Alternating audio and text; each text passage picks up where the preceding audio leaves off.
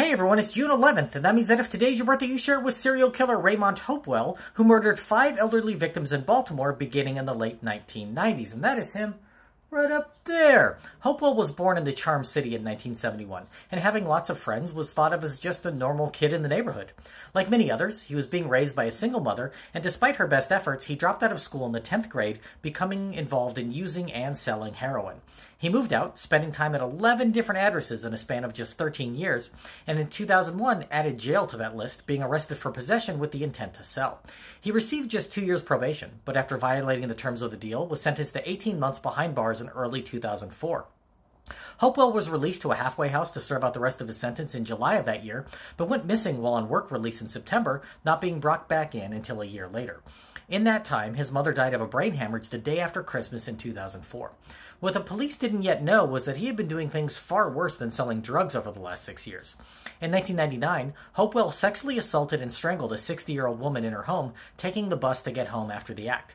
While on probation in 2002, he strangled an 88-year-old woman who lived in the same apartment building as his mother. And after skipping out on the halfway house, he murdered 3 more elderly victims in 2005.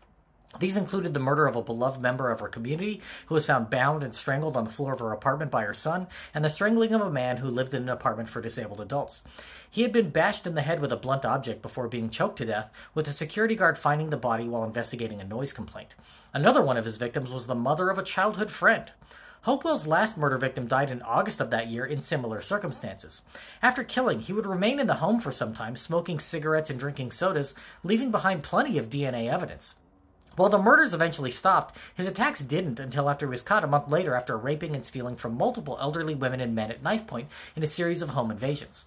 After one rape victim was able to help a sketch artist draw her assailant, Hopewell was brought in and confessed to his activities.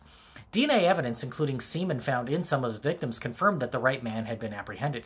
Despite an order from Baltimore's mayor in 2002 that persons convicted of crimes must submit DNA samples to the police, he had never been asked to do so, which seems to have allowed him to avoid detection after just 2 murders instead of 5.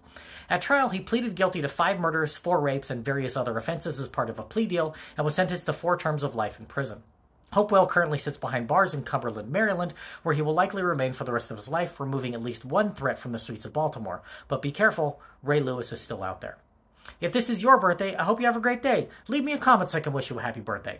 If you know someone whose birthday it is today, send them this video so they can find out all about their birthday twin. And to Raymont Hopewell, I say, happy birthday, you bastard.